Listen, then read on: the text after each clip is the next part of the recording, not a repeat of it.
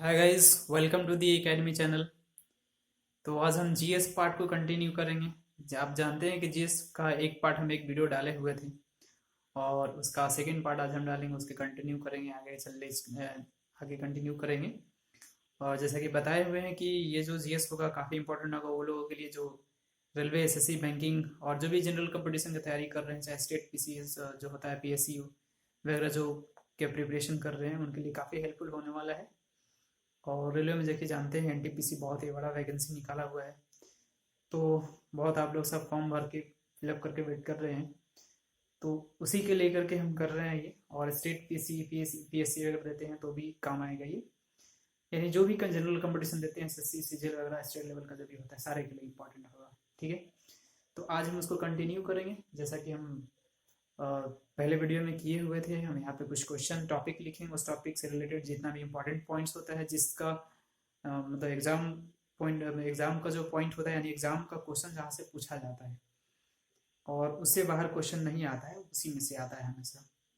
तो जो भी पॉइंट जो भी टॉपिक उठाएंगे उसका इतना सारा पॉइंट को हम डिस्कस कर देंगे जितना कि उससे एग्जाम में आसानी से पकड़ा जाएगा क्वेश्चन, और उसी से आता है एग्जाम में। ठीक है, पहले दिन ही बता चुके थे। तो लास्ट का जो टॉपिक हम लिए हुए थे, आई थिंक नीति आयोग लिए हुए थे। नीति आयोग जो था उसको हम किए हुए थे, आज उसके कंटिन्यू करेंगे। उसके आगे देखते हैं कोई टॉपिक हम बनाए हुए हैं, जो कि हम पहले बताए कि नोट्स तैयार किए हुए हैं, हर चीज़ का पॉइंट्स बनाए हुए हैं, उस पॉइंट से रिलेटेड हम उस पर डिस्कस करते हैं। तो देखते हैं हम आज कौन सा टॉपिक से स्टार्ट करते हैं, मिलते हैं आपसे तुरंत। तो गाइज, आज फर्स्ट का जो टॉपिक हम लिए हुए हैं वो टॉपिक है हमारा फाइनेंस कमीशन। आप देख रहे हैं कि सामने में फाइनेंस कमीशन, यानी वित्त आयोग इसको हिंदी में बोलते हैं। तो ये भी एक काफ़ी इंपॉर्टेंट पॉइंट है, जो इससे बहुत सारा क्वेश्चन पूछा जाता है, हर एक एग्जाम में आता है, चाहे कोई भी एग्जाम हो, सब एग्जाम में इसे पूछा जाता है हमारा। तो आप देख सकते हैं कि इसमें इंपॉर्टेंट पॉइंट हमने क्या क्या नोट किए हैं। फर्स्ट पॉइंट जो इसमें बताया गया है कि स्थापना जो इसका हुआ था वो 22 नवंबर 1951 को हुआ था। 22 नवंबर 1951 को स्थापना इसको किया गया था, जो कि इसको आप देख रहे हैं फर्स्ट प्रेसिडेंट जो हमारे थे राजेंद्र प्रसाद, वो किए हुए थे। यानी started by the first president Rajendra Prasad in 22 November 1951। 22 नवंबर 1951 को राजेंद्र प्रसाद के द्वारा ये स्टार्ट किया गया था। आप देख रहे हैं हेड क्वार्टर इसका कहाँ पे है, न्यू दिल्ली है। और ये आर्टिकल जो है 280 में, ये भी क्वेश्चन बहुत ही पूछा जाता है, फाइनेंस कमीशन किस कौन सा आर्टिकल में आता है। तो ये संविधान का 280 आर्टिकल से 280 आर्टिकल में ये आता है, अनुच्छेद में आता है। और उसके बाद देखेंगे चेयरमैन जो होता है इनका, यानी वित्त आयोग का जो चेयरमैन अपॉइंट किया जाता है वो प्रेसिडेंट करते हैं, जो कि 5 साल के लिए करते हैं। इसका कार्यकाल होता है जो कि 5 ईयर्स के लिए इसका प्रेसिडेंट, यानी कि वित्त आयोग का चेयरमैन को अपॉइंट किया जाता है, जो कि प्रेसिडेंट करते हैं, जो भी प्रेजेंट का प्रेसिडेंट है वो करते हैं। और उसके बाद जैसे बताया कि 5 ईयर्स के लिए इनको अपॉइंट किया जाता है, 5 ईयर्स के बाद ये चेंज हो जाते हैं। और इसका फर्स्ट चेयरमैन जो थे ये केसी नियोगी थे। ये भी क्वेश्चन आता है, बहुत सारा क्वेश्चन, ये सारे क्वेश्चन बहुत बार पूछा हुआ है। जितना भी पॉइंट है इसमें, ये पॉइंट अनगिनत बार क्वेश्चन हर एक एग्जाम में पूछा गया है, और यहीं से पूछता है, यही पॉइंट है जो एग्जाम में पूछने लायक है। बाकी कुछ नहीं है इसमें ऐसा जो कि पूछने लायक है भी नहीं ना, इससे ज़्यादा पॉइंट कुछ नहीं है। और उसके बाद फिर इससे करंट अफेयर से आता है। करंट का जो आएगा तो करंट अफेयर में आएगा, करंट अफेयर में पूछा जाएगा कि इसका जैसे चेयरमैन प्रेसिडेंट का कौन है, यही होगा, इससे ज़्यादा और कुछ नहीं होता है। तो करंट अफेयर भी एक ही तो इसमें बनेगा, और इससे ज़्यादा कुछ नहीं बनेगा। तो यहाँ पे बात करें तो फर्स्ट चेयरमैन जो थे केसी नियोगी थे। और इसका कार्य जो है, इसका वर्क क्या है, इसका मेनली जो वर्क है आय और खर्च का बंटवारा करता है। मतलब इंडियन गवर्नमेंट का कितना आय होता है, कितना इनकम होता है और कितना खर्च करना है, ये सारा का सारा हिसाब किताब जो बोलते हैं, यानी इसका जितना होता है ये सब देखभाल देखभाल कौन करता है, फाइनेंस कमीशन हमारा करता है। यानी फाइनेंस कमीशन जो है वो सारा इनकम एस्टिमेट करता है, यानी कैलकुलेशन करता है कि कितना आय होता है और कितना हमारा खर्च होता है। तो ये मेनली इसका वर्क है, आय और खर्च में बंटवारा करता है। और जो कि इसकी स्थापना जो होता है, जिसकी स्थापना राष्ट्रपति के द्वारा की जाती है, वह क्या होता है, एक संवैधानिक होता है। ये जैसे कि अभी तक हम उधर बताए थे, चाहे नीति आयोग हो या फिर उधर प्लानिंग कमीशन बताए थे, योजना आयोग, ये सब क्या था, गैर संवैधानिक था। लेकिन हमारा ये जो है संवैधानिक है, यानी संविधान के 280 आर्टिकल्स में ये इसको लिखा गया है और वहीं से मतलब ये सारा कुछ होता है। और जो कि बताए कि इसका अपॉइंटमेंट, इसका जो स्थापना जो की है राष्ट्रपति करते हैं, जो कि संवैधानिक है ये, ठीक है। और जैसे कि भी हम पहले बता चुके, शुरू जो स्टार्ट किए थे, एस्टैब्लिश इसको जो किए थे, वो डॉक्टर राजेंद्र प्रसाद जो हमारे फर्स्ट प्रेसिडेंट थे वो किए हुए थे, ठीक है। उम्मीद करता हूँ आपको बहुत ही क्लियर पॉइंट है और बहुत ही फ्रीक्वेंटली आस्क पॉइंट। ये क्वेश्चन एग्जाम में इतना बार पूछा गया कि हर एक एग्जाम ये पूछता ही है, कोई भी एग्जाम हो इसी पॉइंट से एक क्वेश्चन जरूर आएगा, पक्का आता है, ठीक है। और जीएस ऐसा पेपर है कि आप यदि जीएस की तैयारी कर लेते हैं तो कोई भी एग्जाम आप फाइट कर सकते हैं, क्योंकि जीएस में होता क्या है कि टाइम नहीं लगता है। आप जान रहे हैं तो फटाफट फटाफट टिक किए जाइए, आगे बढ़ते जाइए, तो बहुत सारा कम टाइम में बहुत सारा क्वेश्चन और बहुत सारा मार्क्स वहाँ से आ जाता है। बाकी वैसे हमारा मैथ्स और रीजनिंग, तो मैथ्स रीजनिंग में आप कितना तेज है तो थोड़ा तो टाइम लगेगा, उसको सॉल्व करने में टाइम लगता ही लगता है। बहुत क्विक करते हैं, बहुत फास्ट सॉल्यूशन करते हैं हम, उसके बावजूद भी आपको जीके कितना कम टाइम में लगेगा। उम्मीद करता हूँ आपको अच्छी तरह से समझ में आ रहा होगा, क्योंकि जीके में काफ़ी कम टाइम लगता है आपको टिक करने में। इसलिए जीके एक बहुत ही इंपॉर्टेंट पार्ट है किसी भी एग्जाम के लिए, कोई भी कंपटीशन एग्जाम, जनरल कंपटीशन के लिए, ठीक है। तो चलते हैं हम नेक्स्ट टॉपिक। ये टॉपिक को आप स्क्रीनशॉट ले सकते हैं, स्क्रीनशॉट ले और जितना पॉइंट है उसको आप नोट डाउन कर लें, बहुत ही अच्छी तरह से इतना याद कर लें ताकि आपको कोई भी एग्जाम में यहाँ से क्वेश्चन नहीं छूटेगा, ठीक है। और हर एक एग्जाम में यहाँ से क्वेश्चन आएगा ही आएगा, ये भी बात है, ठीक है। चलते हैं हम नेक्स्ट टॉपिक की तरफ। तो गाइस नेक्स्ट का पॉइंट जो है ये भी काफी इंपॉर्टेंट है। ये है 5 ईयर प्लान, पंचवर्षीय योजना। जो कि पंचवर्षीय योजना जानते हैं हमारे देश में, पंचवर्षीय योजना हर साल मतलब हर एक 5 ईयर्स में प्लानिंग होता है, 5 ईयर्स का प्लानिंग होता है। तो इसकी भी शुरुआत आप देख रहे हैं, इसमें भी काफी इंपॉर्टेंट पॉइंट है, इससे भी बहुत सारा क्वेश्चन पूछा जाता है, हर एक एग्जाम में पूछा जाता है इस क्वेश्चन इससे।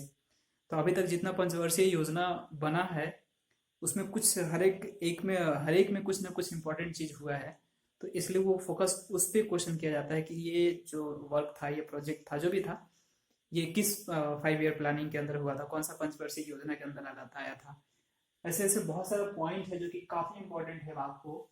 तो जैसे कि यहाँ पे हम फर्स्ट पॉइंट यहाँ पे लिए हुए कि पंचवर्षीय योजना जो हमारा स्टार्ट हुआ था हमारे कंट्री में, वो 1 अप्रैल 1951 से शुरू की गई थी, ठीक है। ये कब शुरू की गई थी? 1 अप्रैल 1951 से हमारे कंट्री में पंचवर्षीय योजना को लागू किया गया था, जिसमें 5 ईयर्स का प्लानिंग होता है, यानी 5 ईयर्स आने वाले कमिंग 5 ईयर्स का प्लानिंग किया जाता है कि किस पैसा को कहाँ इन्वेस्ट करना है, किस तरह से डेवलपमेंट करना है, हर चीज़ का डेवलप यहाँ पे प्लानिंग होता है, ठीक है। तो ये जो हमारा शुरुआत हुआ था, ये प्लानिंग 1951 से 1 अप्रैल को हुआ था। तो आप देख रहे हैं कि यहाँ पे हर एक पंचवर्षीय योजना जो है इम्पॉर्टेंट है। तो यहाँ पे हम अब क्या करेंगे, एक एक को पॉइंट बनाएंगे। यहाँ पे पहली पंचवर्षीय योजना, दूसरी पंचवर्षीय योजना, तीसरी, अप टू सो ऑन, अभी 12वीं तरफ ही चल रहा है, तो हम उसके बारे में सारे के बारे में करेंगे। तो आप देखेंगे कि इससे पहले हम सिर्फ एक पॉइंट लिए यहाँ पे पहली पंचवर्षीय योजना। तो पहली पंचवर्षीय योजना से क्या क्या इंपॉर्टेंट हो सकता है, भाई इसका शुरुआत कब हुआ था और लास्ट कब हुआ था, ये तो इम्पोर्टेंट है कि पहली पंचवर्षीय योजना कब से कब तक चला था, कब शुरू हुआ था और कब इसका एंड हुआ था, समाप्त हुआ था। तो यहाँ पे देख रहे हैं कि टाइम ड्यूरेशन जो था 1 अप्रैल 1951 से स्टार्ट हुआ था और 31 यानी 31 मार्च 1956 को ये समाप्त हो गया था, यानी 5 ईयर्स का अपना ड्यूरेशन पूरा करके और वो खत्म हुआ। उसके बाद नेक्स्ट में सेकंड आया होगा, सेकंड आया होगा नहीं आया है, आगे डिस्कस करेंगे। लेकिन उससे पहले हम पहली पंचवर्षीय योजना में क्या क्या यहाँ पे इंपॉर्टेंट वर्क हुआ था, किस चीज पे फोकस किया जाता था। तो आप देख रहे हैं क्या लिखा हुआ है, focus on agriculture and irrigation facility. यानी सबसे पहले जो हमारा पंचवर्षीय योजना पहला जो था उसमें फोकस किया गया था कि एग्रीकल्चर को कैसे बढ़ावा दिया जाए और इरिगेशन, सिंचाई जिसको बोलते हैं यहाँ पे हिंदी में, सिंचाई को कैसे बढ़ाया जाए, तभी तो एग्रीकल्चर इम्प्रूव होगा ना। कैसे क्रॉप्स ज़्यादा से ज़्यादा उगाया जाए और हमारे लैंड जो था, भूमि जो था यहाँ का, कैसे उसको यूज़ किया जाए और कैसे उसे पैदा बढ़ाया जाए। तो इसलिए सबसे पहले जो इसका फोकस था वो एग्रीकल्चर पे ही था और इरिगेशन पे था। जैसे कि डिफरेंट वहाँ पे जो बोर वगैरह हुआ, नल वगैरह, कैनाल वगैरह, नहर वगैरह जिसको बोलते हैं, नदी, ये सबसे जो बेहतर प्लानिंग हुआ, जो बेहतर मतलब इरिगेशन फैसिलिटी हुआ, उस पर ज़्यादा फोकस किया गया उस पंचवर्षीय योजना में, पहली पंचवर्षीय योजना में, ठीक है। तो ये हमारा फोकस था उस पॉइंट पे, किस पे, एग्रीकल्चर एंड इरिगेशन फैसिलिटी पे। उसके बाद है कि अब ऑब्वियसली क्या था, इरिगेशन पे जब फोकस किया गया था, तो क्या बनाया जाएगा, कैनाल, बांध, डैम जो भी बनाना था वो उस पे लोगों का ध्यान था, उस पे लोगों को फोकस था। तो इसमें क्या किया गया, इस योजना के अंतर्गत यानी पहली पंचवर्षीय योजना के अंतर्गत 3 मुख्य बांध बनाए गए। ठीक है, कौन कौन सा बांध बनाए गए, सबसे पहले भाखड़ा डैम जो है सतलज नदी पर बनाया गया, जो पंजाब में है। भाखड़ा नंगल डैम जो आप सुने होंगे, जो कि काफी जाने माने इम्पोर्टेंट है, फेमस है। तो ये भाखड़ा डैम जो है सतलज नदी में बनाया गया था पंजाब में, पहली पंचवर्षीय योजना के अंदर जो बांध बनाया गया है वो है। तो आपसे पूछा जाए क्वेश्चन, क्या पूछा जाए कि भाखड़ा नंगल डैम जो है, भाखड़ा डैम जो है पंजाब वाला, वो किस पंचवर्षीय योजना में बनाया गया था, तो पहली पंचवर्षीय योजना आ जाएगा। इस तरह से क्वेश्चन पूछा जाता है, मैथ करने के लिए भी आता है। उसके बाद दूसरा जो है दामोदर डैम जो है, वो दामोदर नदी में बनाया गया था, वो पहली पंचवर्षीय योजना में बनाया गया था। उसके बाद आप देख रहे हैं कि हीराकुंड डैम है महानदी पे। हीराकुंड डैम आई थिंक सबसे बिगेस्ट भी है हमारे कंट्री में, सबसे बड़ा हीराकुंड डैम है। तो ये भी आपको पहली पंचवर्षीय योजना में ही बनाया गया था, जो कि महानदी पे है और ये उड़ीसा में पड़ता है। ठीक है, तो आप देख रहे हैं कि ये 3 इंपॉर्टेंट बांध बनाए गए थे इस पहली पंचवर्षीय योजना के अंतर्गत। तो ये तीनों जो डैम है वो हमेशा एग्जाम में पूछा जाता है कि किस पंचवर्षीय योजना में बनाया गया था, किस नदी पे बनाया गया है, किस जगह पे बनाया गया है, तो ये सब हमेशा पूछा जाता है। तो आप देख रहे हैं कि ये 3 इंपॉर्टेंट बांध था। उसके अलावा क्या था, इस पंचवर्षीय योजना को एग्रीकल्चर प्लान कहते हैं। यानी ये भी क्वेश्चन पूछा जाता है कि एग्रीकल्चर प्लान किस योजना को, किस पंचवर्षीय योजना को बोला जाता है। ठीक है, यानी तो आपको क्या आंसर देना होगा, पहली पंचवर्षीय योजना। यानी कि ये भी क्वेश्चन पूछ सकता है कि पहली पंचवर्षीय योजना को और क्या बोला जाता है, तो एग्रीकल्चर प्लानिंग बोला जाता है। या फिर ये पूछेगा सिंपल, एग्रीकल्चर प्लान किस पंचवर्षीय योजना को नाम दिया गया है, तो पहली पंचवर्षीय योजना में, क्योंकि सबसे पहले जो था एग्रीकल्चर पे ही फोकस किया गया था। ठीक है, उसके बाद बात करें भी हम, तो इसमें और एक इम्पोर्टेंट काम हुआ है, क्या, इस्टेब्लिशमेंट ऑफ एसबीआई। आप जान रहे हैं एसबीआई हमारा जो सबसे बड़ा बैंक है इंडिया का, स्टेट बैंक ऑफ इंडिया। ठीक है, वो कब स्टार्ट हुआ था, इसी पंचवर्षीय योजना के अंतर्गत स्टार्ट हुआ था, यानी पहली पंचवर्षीय योजना के अंतर्गत स्टार्ट हुआ था। और इसको जो इस्टेब्लिशमेंट डेट है वो 1 जुलाई 1955 को शुरू हुआ था। ठीक है, उम्मीद करता हूँ आपको काफ़ी अच्छा पॉइंट मिला होगा और काफ़ी अच्छा समझ में आया होगा। तो जैसे कि बताया कि इससे पहले वाला भी काफ़ी इंपॉर्टेंट था और ये भी काफ़ी इंपॉर्टेंट, इससे भी हमेशा क्वेश्चन पूछा जाता है, जितना एग्जाम होता है सब में ये क्वेश्चन पूछा जाता है और इसी पॉइंट से पूछा जाता है। यही इसका इतना इंपॉर्टेंट पॉइंट है जो कि पूछा जाएगा। ठीक है, तो आप स्क्रीनशॉट ले लें और इसको नोट डाउन करें। और ज़्यादा कोई दिक्कत नहीं, आप ध्यान से सुनेंगे तो भी याद हो जाएगा, और 1-2 बार इसको पढ़ना है, बहुत अच्छा तरह से याद हो जाएगा। और जैसे कि गाइज बताइए, इम्पोर्टेंट, बहुत ही इम्पोर्टेंट है। ठीक है, तो उसके बाद हम चलते हैं नेक्स्ट टॉपिक की तरफ। तो गाइज नेक्स्ट पॉइंट जो लिए हैं हम, दूसरी पंचवर्षीय योजना। जैसे कि जानते हैं पहली पंचवर्षीय योजना किए हुए थे, उसके बाद दूसरी पंचवर्षीय योजना। एक एक पंचवर्षीय योजना के यहाँ पे एक्सप्लेन करेंगे, हर एक पॉइंट को वहाँ पे देखेंगे, क्योंकि हर एक पंचवर्षीय योजना का पॉइंट जो है इंपॉर्टेंट है और हर पंचवर्षीय योजना से क्वेश्चन पूछा जाता है। तो आप जैसे कि देख रहे हैं दूसरी पंचवर्षीय योजना में क्या क्या हुआ था।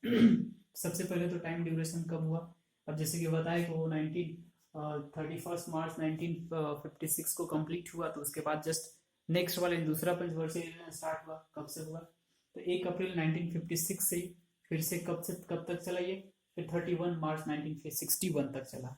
ठीक है, दूसरी पंचवर्षीय योजना का ड्यूरेशन जैसे कि पहली जैसे ही कंप्लीट हुआ 31 मार्च को खत्म हुआ, 1 अप्रैल से ये शुरू हुआ 1956 से, और फिर 31 मार्च 1961 तक ये चला। ठीक है, तो ये दूसरी पंचवर्षीय योजना था, जो कि इसका कैसे था, ये based on 4 sector theory of PC Mahalanobis. PC Mahalanobis जो कि ये क्या थे, अर्थशास्त्री थे, इकोनॉमिक्स थे, जो कि उनकी बेसिस पे, उनके थ्योरी, उनके प्रिंसिपल पे, यानी उनके सिद्धांत पे इसको लागू किया गया था। तो ये जो था, आप बर्थ एनिवर्सरी 22 जून, इस दिन जैसे कि 22 जून को इनका बर्थ एनिवर्सरी है पीसी महालनोबिस को। तो इस दिन जो हम लोग क्या मनाते हैं, केंद्रीय सांख्यिकी दिवस मनाते हैं। इंडिया में केंद्रीय सांख्यिकी दिवस 22 मार्च को मनाया जाता है, 22 जून को मनाया जाता है, जो कि क्या है, पीसी महालनोबिस का बर्थ एनिवर्सरी है, यानी बर्थडे है, जन्मदिन है। ठीक है, उनके जयंती पे ही हम लोग केंद्रीय सांख्यिकी दिवस मनाते हैं। ठीक है, और ये जो पंचवर्षीय योजना था वो क्या था, फोकस ऑन हेवी इंडस्ट्री, जैसे कि पहला बताया कि फर्स्ट जो था एग्रीकल्चर पे था, इरिगेशन पे था। सेकंड आया तो उसके बाद क्या था, एग्रीकल्चर के बाद ऑब्वियसली इंडस्ट्रीज में आएगा। तो यहाँ पे इसमें फोकस था, focus on the heavy industries. Heavy industries को ओपन करना, एस्टेब्लिश करना ही इसका फोकस था, इसका मकसद था दूसरी पंचवर्षीय योजना का। तो आप देखेंगे कि यहाँ पे 3 स्टील प्लांट लगाया गया था, स्टैब्लिश किया था। 3 steel plant establishment in this पंचवर्षीय योजना, 5 years प्लानिंग। तो इस पंचवर्षीय योजना में 3 हेवी प्लांट लगाया गया था। कौन कौन सा, भिलाई स्टील, जो कि आप जानते हैं भिलाई स्टील अभी भी, भिलाई स्टील तो आप जान ही रहे अभी क्या है ही, वो थोड़ी नहीं खत्म होने वाला है। तो भिलाई स्टील लगाया गया था, जो कि रूस के सहायता से लगाया था इसमें, ठीक है। रूस जो कंट्री है वो हमको हेल्प किया था, और ये लगाया गया था आपको भिलाई में स्टील प्लांट। उसके बाद है राउरकेला, जो कि भी आप जानते हैं जर्मनी की सहायता से इसको लगाया गया है, ठीक है। जर्मनी का सहायता से राउरकेला में लगाया गया है। और दुर्गापुर, जो कि आप जानते हैं राउरकेला, भिलाई, ये सब जगह के नाम यदि पता होगा तो शायद बहुत आसान है। भिलाई तो आप जान ही रहे, छत्तीसगढ़ में पड़ता है, राउरकेला उड़ीसा में है। और दुर्गापुर जो कि बंगाल में है, ये यहाँ पे भी लगाया गया था, जो कि किसकी हेल्प से लगाया गया था, वो इंग्लैंड के हेल्प से लगाया गया था, ठीक है। तो दुर्गापुर में भी स्टील प्लांट लगाया गया, जो कि इंग्लैंड की सहायता से लगाया गया। राउरकेला यानी जो लगाया गया उड़ीसा में, वो जर्मनी की सहायता से लगाया। और भिलाई में जो लगाया गया रूस की सहायता से। तो आप इसको याद रखना होगा कि भिलाई वाला रूस की सहायता से लगाया गया था, दुर्गापुर वाला जो है यानी वेस्ट बंगाल वाला जो है वो आपका इंग्लैंड की सहायता से लगाया गया था। और जो आपका राउरकेला यानी उड़ीसा में है, वो आपका ये इस रसिया, रूस नहीं, या फिर जर्मनी के हेल्प से उसमें लगाया गया था। तो ये आपको याद रखना होगा, ठीक है। उसके बाद देखेंगे कि इस पंचवर्षीय योजना को इंडस्ट्रियल प्लान के रूप से जाना जाता है, यानी इसको क्या था, इंडस्ट्रियल प्लान के रूप में जाना जाता है, क्योंकि इसका दूसरा नाम भी, जैसे कि फर्स्ट वन क्या था, एग्रीकल्चर प्लान था, तो इसमें क्या हो गया, इंडस्ट्री प्लान, यानी इंडस्ट्रियल प्लान के लिए, प्लान के नाम से ये जाना जाता है। यानी उसकी उसी का मतलब इसमें वही मकसद था, इंडस्ट्री को डेवलप करना मकसद था दूसरी पंचवर्षीय योजना में, इसलिए इसका इंडस्ट्रियल प्लान के रूप में जाना जाता है, ठीक है। और क्या था इस पंचवर्षीय योजना के अंतर्गत में, योजना में कंपनी एक्ट क्या क्या इसमें लागू हुआ था। देखिए इस पंचवर्षीय योजना में कंपनी एक्ट, देखिए ये भी काफी इंपॉर्टेंट, बहुत सारे ऐसा क्वेश्चन पूछता है। इसका पंचवर्षीय योजना में कंपनी एक्ट 1956 लागू हुआ। इंडस्ट्रियल रेगुलेशन एक्ट 1956 ये पास हुआ। और इनकम टैक्स एक्ट 1961 में पास किए गए। तो इस ये 3 एक्ट को, ठीक है, ये 3 एक्ट को लागू किया गया किस में, तो ये दूसरी पंचवर्षीय योजना में लागू किया गया था, ठीक है। उम्मीद करता हूँ आपको काफी अच्छा से समझ में आया होगा, और ये काफी इंपॉर्टेंट पॉइंट है। जो भी एग्जाम होगा आपको यहीं से क्वेश्चन पूछा जाता है, यही इंपॉर्टेंट पॉइंट है। दूसरी पंचवर्षीय योजना से जितना सारा क्वेश्चन पूछा जाता है, सिर्फ और सिर्फ इससे पूछा जाता है, इससे बाहर कुछ नहीं पूछेगा आपको, इससे ज्यादा कोई कुछ नहीं पूछने का है ही नहीं पॉइंट इसमें, ठीक है। तो आप स्क्रीनशॉट इसको ले लें, और जैसे कि पहले हम बताए हैं, काफ़ी कॉन्सेंट्रेट होकर करें, और चीज़ों को आप नोट डाउन करें, नोट्स बनाएं एक, फिलहाल अभी स्क्रीनशॉट ले सकते हैं, वीडियो पॉज करके आप नोट डाउन कर ले, और उसको 1-2 बार पढ़ें। ज़्यादा पढ़ने की ज़रूरत नहीं है, क्योंकि यहाँ पे एक्सप्लेन करते हैं तो उससे भी आपको बहुत सारा याद हो जाता है। लेकिन उस चीज़ को टाइम टू टाइम, एक टाइम इंटरवल के मतलब एक सर्टेन पीरियड ऑफ टाइम पे उसको रेगुलर से यानी रिविजन करना ज़रूरी होता है। और स्पेशली जब एग्ज़ाम आता है तो उस पीरियड में तो आपको करना ही करना होता है। तो आप यदि 1-2 बार इसको सही से पढ़ जाएं, उसके बाद सप्ताह में, 10 दिन में, 15 दिन में भी एक बार यदि आप रिविजन कर लेते हैं तो पूरा कंटिन्यू याद हो जाएगा। ये कोई बड़ी चीज़ नहीं है, सब ये तो ऐसे भी याद रहता है, लोगों को ऐसे याद हो जाता है, मतलब 1-2 बार देखने से। क्योंकि ये तो यूजुअल है ना, जो हम लोग किए हुए हैं अभी और आगे कर रहे हैं ऐसी चीज़ को, तो ऑब्वियसली इससे हमारा बस पहली पंचवर्षीय, दूसरी, इस तरह से हमारा अब एक एक करके यहाँ पे करना है, एक ही बार सब कर देंगे तो वो दिक्कत होगा। लेकिन एक एक करके आप करेंगे तो ऑब्वियसली एक एक चीज़ याद रहेगा आपको, बहुत ही इंपॉर्टेंट चीज़ है और बहुत आसानी से याद रहने वाला चीज़ भी है। कोई खास कॉम्प्लिकेटेड, कोई कन्फ्यूज़न की यहाँ पे सवाल ही नहीं उठता है, ठीक है।